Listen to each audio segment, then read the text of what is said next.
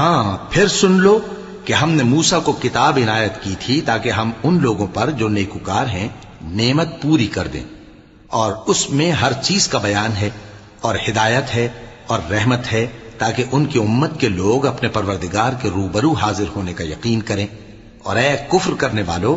یہ کتاب بھی ہم ہی نے اتاری ہے برکت والی، تو اس کی پیروی کرو اور اللہ سے ڈرو تاکہ تم پر مہربانی کی جائے۔ اور اس لیے اتاری ہے کہ تم یوں نہ کہو کہ ہم سے پہلے 2 ہی گروہوں پر کتابیں اتری ہیں اور ہم ان کے پڑھنے سے بے خبر تھے،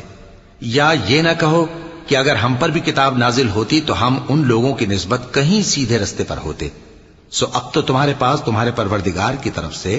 دلیل اور ہدایت اور رحمت آ گئی ہے، تو اس سے بڑھ کر ظالم کون ہوگا جو اللہ کی آیتوں کی تکذیب کرے اور ان سے لوگوں کو پھیرے۔ جو لوگ ہماری آیتوں سے پھیرتے ہیں، اس پھیرنے کے سبب ہم ان کو